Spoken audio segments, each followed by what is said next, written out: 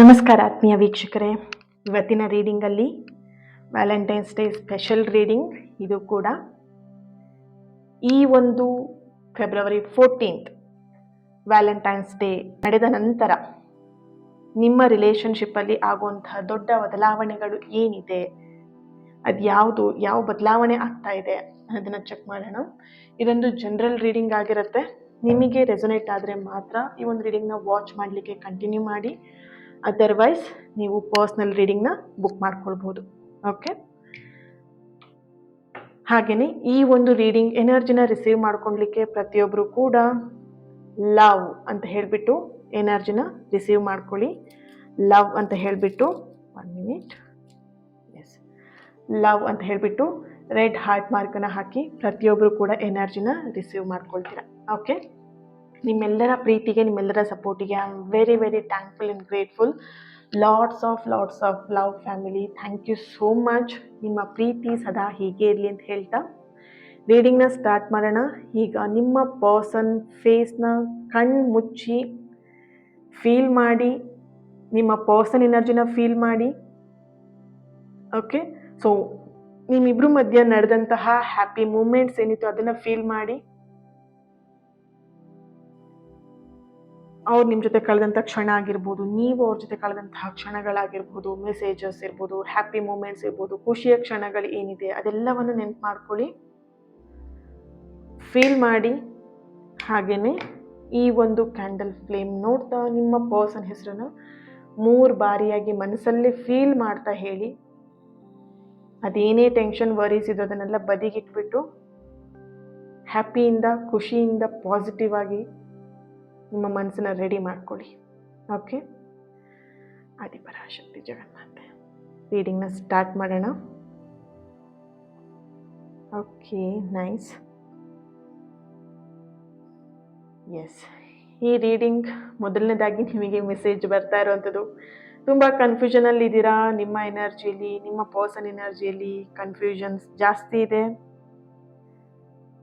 Okay, ಪ್ರೀತಿಗೋಸ್ಕರ weight ಮಾಡ್ತಿರೋಂಥ energy ಇದೆ. ನಿಮ್ಮ person ಕಾಲ್ ಮೆಸೇಜಿಗೋಸ್ಕರ, ನಿಮ್ಮ ಪರ್ಸನ್ ಭೇಟಿ ಮಾಡೋಕ್ಕೋಸ್ಕರ, ಅವರ ಮಾತಿಗೋಸ್ಕರ ವೆಯ್ಟ್ ಮಾಡ್ತಿರೋ ಎನರ್ಜಿ ಇದೆ. ಯಾವಾಗ ಮೆಸೇಜ್ ಮಾಡ್ಬೋದು, ಯಾವಾಗ ಕಾಲ್ ಮಾಡಬಹುದು, ಯಾವಾಗ ನನ್ನನ್ನು ಮಾತಾಡಿಸ್ತಾರೆ, waiting energy.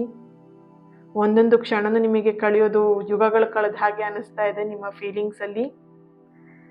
Okay,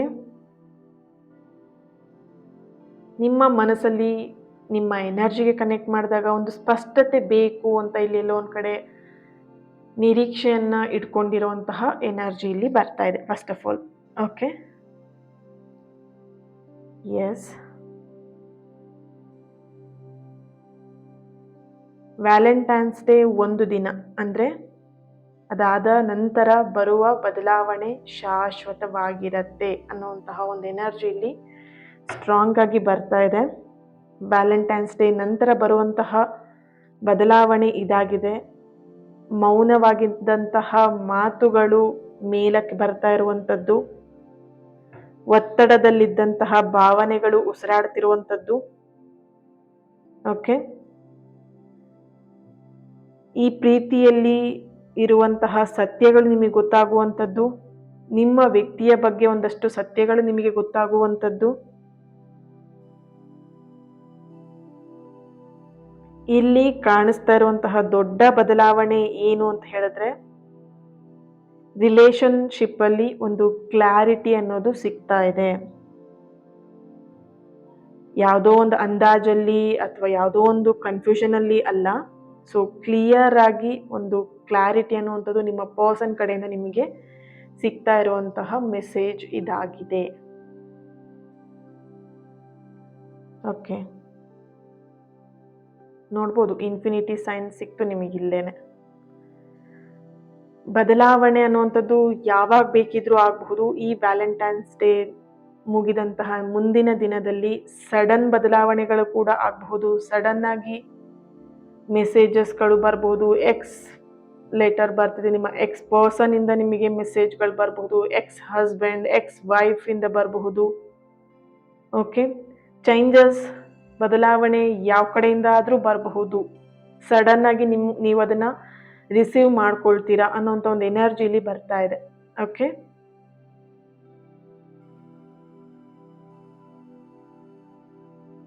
S.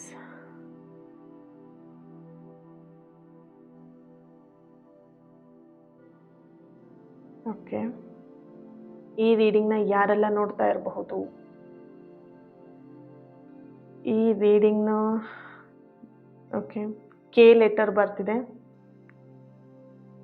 A letter ಬರ್ತಾ ಇದೆ, D, C,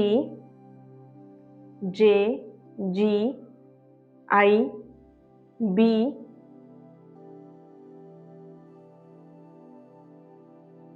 K, N, P, V, T, S, M,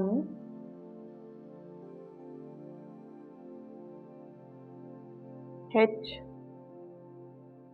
okay, ಡೇಟ್ಗಳು, date of birth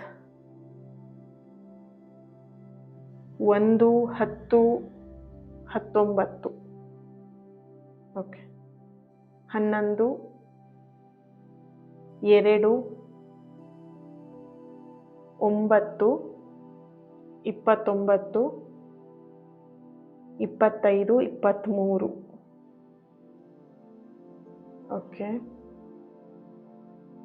S, right.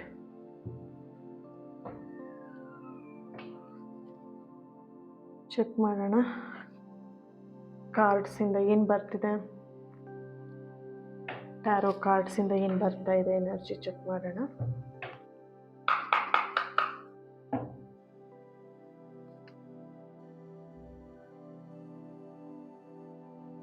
Okay,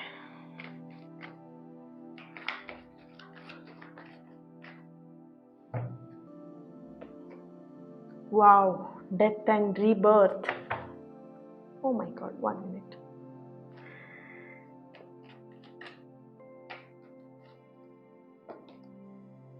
The World. Nice, positive. Wow, Knight of Pentacle.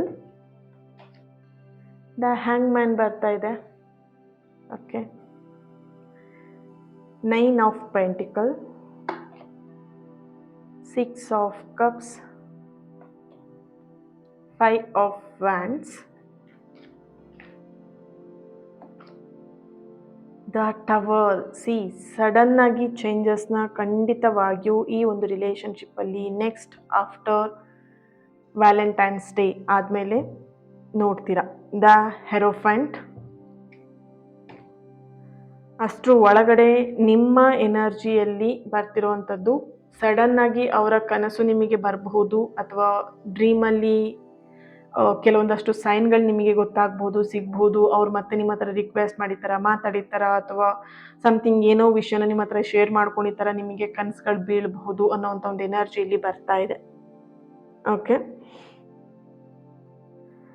ಇಲ್ಲಿ ಒಂದು ಅರ್ಥ ಮಾಡ್ಕೊಳ್ಳಿ, ಪ್ರೀತಿ ಅಂತ ಹೇಳಿದ್ರೆ ಸಮಸ್ಯೆ ಇಲ್ಲದೆ ಇರೋದು ಅಂತ ಅಲ್ಲ, ಸಮಸ್ಯೆ ಎದುರಿಸುವಂತಹ ಧೈರ್ಯ ಇರಬೇಕು ಅನ್ನುವಂಥದ್ದು ತುಂಬಾನೇ ಇಂಪಾರ್ಟೆಂಟ್ ಇಲ್ಲಿ.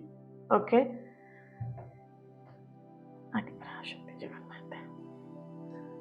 ಓಕೆ,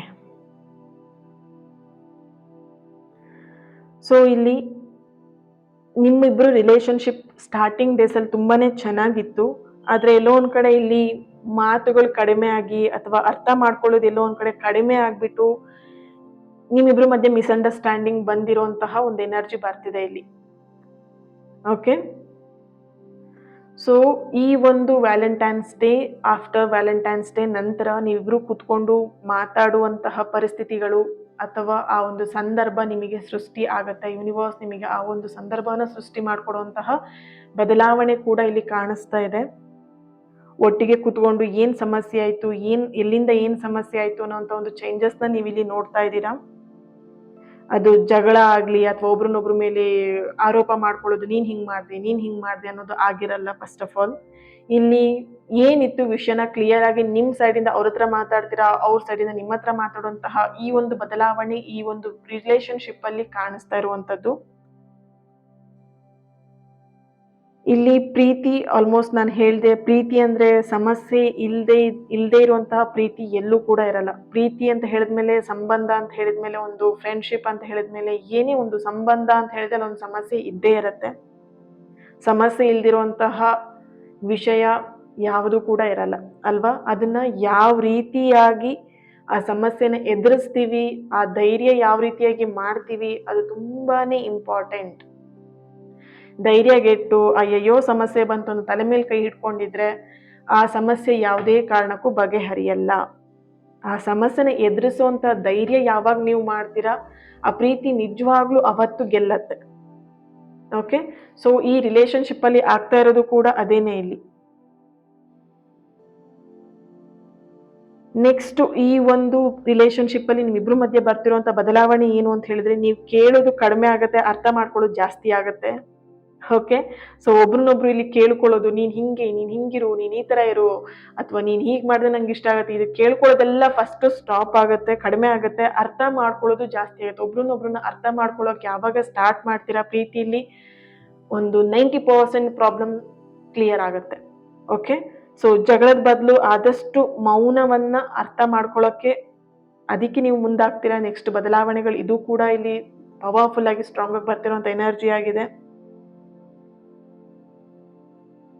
ನೀನ್ ತಪ್ಪು, ನಾನ್ ಸರಿ, ನಾನ್ ಮಾಡಿದ್ದೆ ಸರಿ, ನೀನ್ ಮಾಡಿದ ತಪ್ಪು. ಸೊ ಈ ಒಂದು ವಾದ ವಿವಾದಗಳು ಕಡಿಮೆ ಆಗಿ ಏನು ಅಂತ ಅರ್ಥ ಮಾಡ್ಕೊಳ್ಳುವಂತ, ಯೋಚನೆ ಮಾಡುವಂತಹ ಒಂದು ಮೆಚೂರಿಟಿ ಲೆವೆಲ್ನ ನೀವಿಬ್ರು ಕೂಡ ದಾಟ್ತಾ ಇರುವಂತಹ ಬದಲಾವಣೆ ಇಲ್ಲಿ ಪ್ರೀತಿಯಲ್ಲಿ ಬರ್ತಾ ಇದೆ.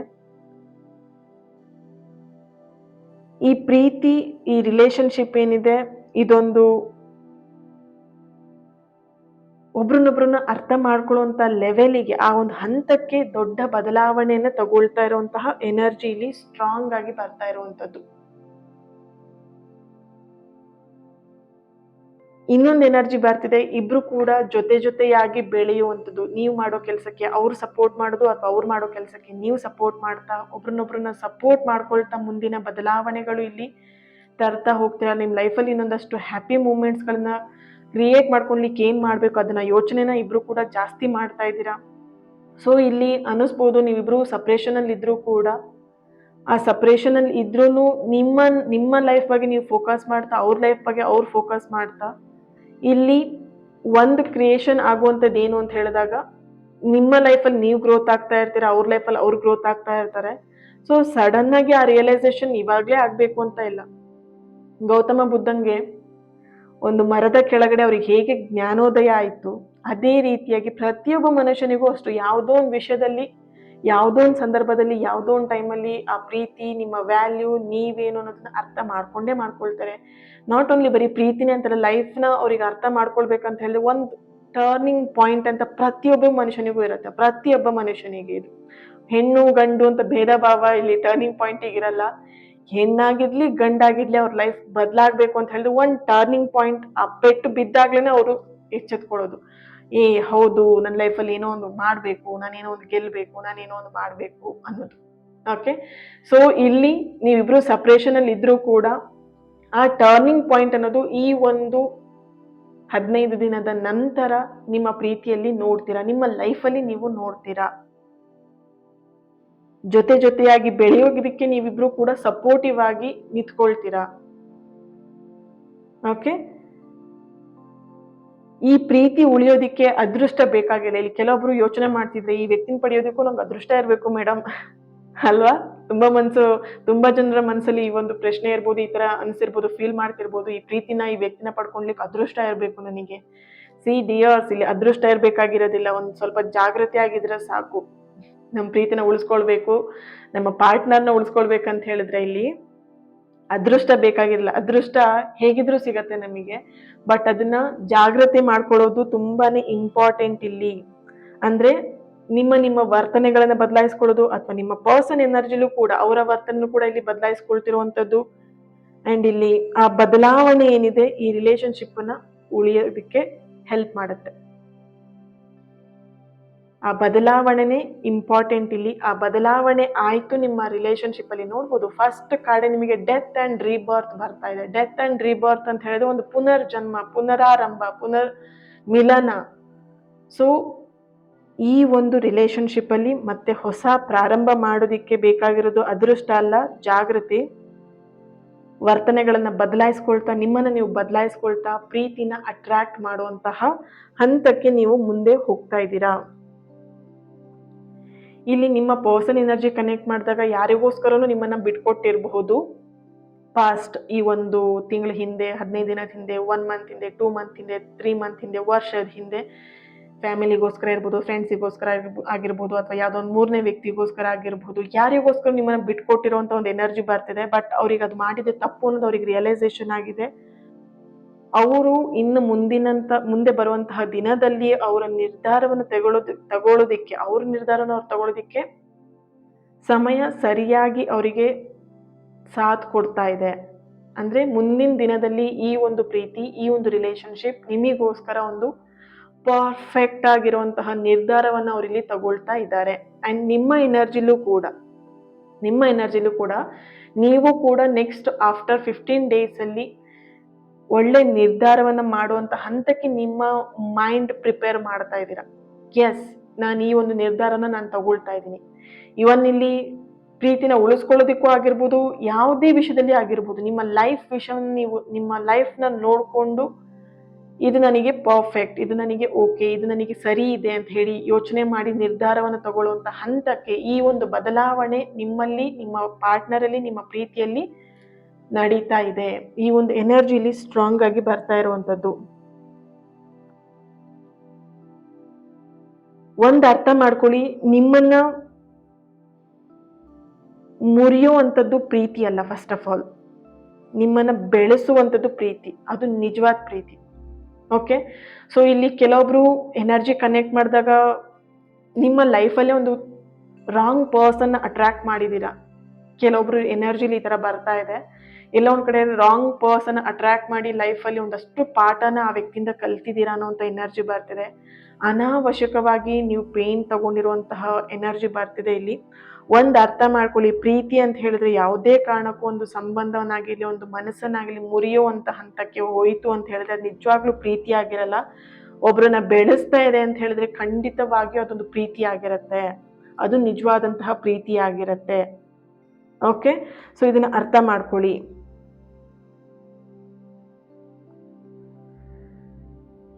ಪ್ರೀತಿ ನಿಮಗೆ ಸಂಪೂರ್ಣವಾಗಿ ಸಿಗಬೇಕು ಅಂತ ಹೇಳಿದ್ರೆ ಒಂದಷ್ಟು ನೀವು ರಿಲೇಶನ್ಶಿಪ್ ಅಲ್ಲಿ ಏನ್ ನಡೀತಾ ಇದೆ,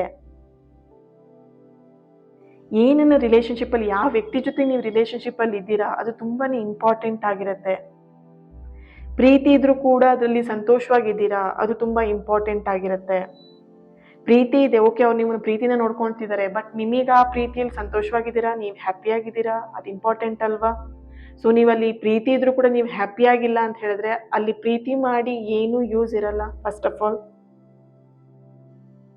ಸೊ ಇಲ್ಲಿ ಅದಕ್ಕೆ ಬರ್ತಿರೋದು, ನಿಮ್ಮ ಲೈಫಲ್ಲಿ ನೀವು ಸರಿಯಾಗಿರುವಂತ ನಿರ್ಧಾರನ ತಗೊಳ್ತಿದ್ದೀರಾ. ನಿಮ್ಮ ಪರ್ಸನ್ ಎನರ್ಜಿಲಿ ಕನೆಕ್ಟ್ ಮಾಡಿದ್ರು ಕೂಡ ಅವರು ಕೂಡ ಒಂದು ಸರಿಯಾಗಿರುವಂತ ನಿರ್ಧಾರವನ್ನ ತಗೊಳ್ತಾ ಇದ್ದಾರೆ. ನಿಮ್ಮನ್ನ ನೀವು ಕಳ್ಕೊಳ್ಳುವಂತ ಹಂತಕ್ಕೆ ಹೋಗ್ತಾ ಇದ್ದೀರಾ ಅಂತ ಹೇಳಿದ್ರೆ ಅದು ಖಂಡಿತವಾಗಿ ಅದು ಪ್ರೀತಿ ಆಗಿರಲ್ಲ. ನಿಮ್ಮನ್ನ ನೀವು ಕಳ್ಕೊಳ್ತಿದ್ದೀರಾ ಅಂತ ಹೇಳಿದ್ರೆ ಆ ತರದ ಪ್ರೀತಿನೂ ಕೂಡ ಇರಬಾರ್ದು ಯಾವುದೇ ಕಾರಣಕ್ಕೂ. ಓಕೆ, ಸೊ ಅದನ್ನ ನೀವು ಅರ್ಥ ಮಾಡ್ಕೊಳ್ಳಿ. ನಿಮ್ಮನ್ನ ನೀವು ಕಳ್ಕೊಳ್ಳುವಂತ ಹಂತಕ್ಕೆ ನೀವು ಪ್ರೀತಿ ಮಾಡ್ತಾ ಇದ್ದೀರಾ ಅಂತ ಹೇಳಿದ್ರೆ ಅದೆಲ್ಲೋ ಒಂದ್ ಕಡೆ ರಾಂಗ್ ಪ್ರೀತಿ ಆಗಿದೆ, ನೀವು ಎಲ್ಲೋ ಒಂದ್ ಕಡೆ ರಾಂಗ್ ಬಸ್ ಹತ್ತಿದ್ದೀರಾ ಅಂತ ಹೇಳಿ ಸ್ವಲ್ಪ ಗಮನ ನೋಡಿ. ಮುಂದಿನ ದಿನದಲ್ಲಿ ನೀವು ಬದಲಾವಣೆ ಅಂತ ಹೇಳಿ ನಿಮ್ಮ ಲೈಫಲ್ಲಿ ಇದೇ ಆಗಿರ್ಬೋದು. ಸಡನ್ ಇಲ್ಲಿ ಟವರ್ ಕಾರ್ಡ್ ಬರ್ತಿರೋದ್ರಿಂದ ಸಡನ್ ಬದಲಾವಣೆ, ಸಡನ್ ರಿಯಲೈಸೇಷನ್ ನಿಮಗೆ ಆಗ್ತಾ ಇದೆ. ಎಲ್ಲೋ ಒಂದ್ ಕಡೆ ರಾಂಗ್ ಬಸ್ನ ಹತ್ತಿದ್ದೀನಿ ಅನ್ನೋಂಥ ರಿಯಲೈಸೇಷನ್ ನಿಮಗೆ ಆಗಬಹುದು.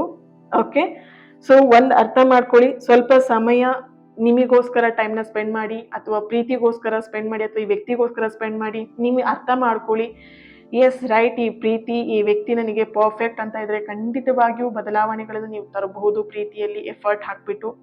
ಅದರ್ವೈಸ್ ಇಲ್ಲ ಅಂತ ಹೇಳಿದ್ರೆ ಕರೆಕ್ಟ್ ಆಗಿರುವಂತಹ ನಿರ್ಧಾರಗಳನ್ನು ನೀವು ತಗೊಳ್ಬಹುದು ಮುಂದಿನ ಹಂತದಲ್ಲಿ. ಸೊ ಇದು ಸ್ಟ್ರಾಂಗ್ ಆಗಿರುವಂತಹ ಎನರ್ಜಿ ಆಗಿದೆ. ಓಕೆ, ಸೊ ಈ ಒಂದು ಎನರ್ಜಿಗೆ ರೊಮ್ಯಾಂಟಿಕ್ ಏಂಜಲ್ ಕಡೆಯಿಂದ ಏನ್ ಗೈಡೆನ್ಸ್ ಸಿಗ್ತಾ ಇದೆ ಅನ್ನೋದನ್ನ ಚೆಕ್ ಮಾಡೋಣ. ಓಕೆ, ಸೊ ನೋಡೋಣ ಎಷ್ಟು ಕಾರ್ಡ್ ಸಿಗತ್ತೆ ಅಂತ. Right,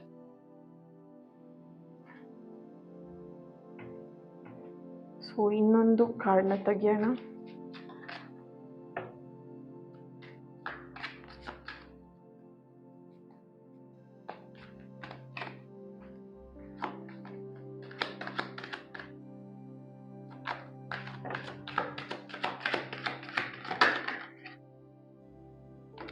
Reconciliation. Wow,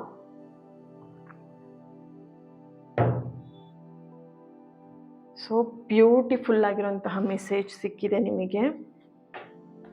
okay,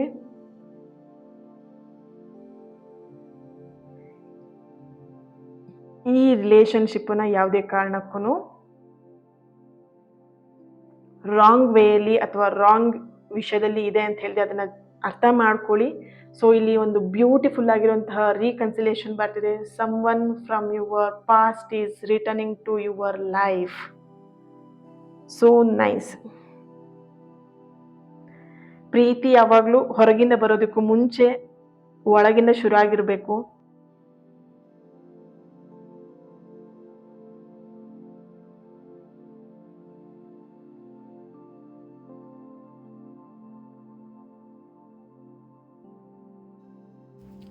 thank you so much. ಈ ರೀಡಿಂಗ್ ನಿಮ್ಮೆಲ್ಲರಿಗೂ ಇಷ್ಟ ಆಗಿದೆ ಅಂತ ಅಂದ್ಕೊಳ್ತೀನಿ. ನಾಳೆ ರೀಡಿಂಗಲ್ಲಿ ನಾನು ಸಿಗ್ತೀನಿ ಅಂತ ಹೇಳ್ತಾ, ಇವತ್ತಿನ ದಿನ ಯಾರೆಲ್ಲ ಬರ್ತ್ಡೇನ ಆಚರಿಸ್ಕೊಳ್ತಾ ಇದ್ದಾರಾ ನಿಮ್ಮೆಲ್ಲರೂ ಕೂಡ ಹ್ಯಾಪಿ ಬರ್ತ್ಡೇ. ಆ್ಯಂಡ್ ಯಾರೆಲ್ಲ ಮ್ಯಾರೇಜ್ ಆ್ಯನಿವರ್ಸರಿನ ಸೆಲೆಬ್ರೇಟ್ ಮಾಡ್ಕೊಳ್ತಾ ಇದ್ದೀರಾ ನಿಮಗೂ ಕೂಡ ಹ್ಯಾಪಿ ಆ್ಯನಿವರ್ಸರಿ. ನಾಳೆ ರೀಡಿಂಗಲ್ಲಿ ನಾವು ಸಿಗೋಣ. ಅಲ್ಲಿಯವರೆಗೆ take care and God bless you all. ನಿಮ್ಮೆಲ್ಲರ ಪ್ರೀತಿಗೆ, ನಿಮ್ಮೆಲ್ಲರ ಸಪೋರ್ಟಿಗೆ I am very very thankful and grateful. ಹಾಗೆ ಈ ಒಂದು ರೀಡಿಂಗ್ಗೆ ಪ್ರತಿಯೊಬ್ಬರು ಕೂಡ ಲೈಕ್ ಮಾಡಿ, ಶೇರ್ ಮಾಡಿ, ಕಮೆಂಟ್ ಮಾಡ್ತೀರಾ.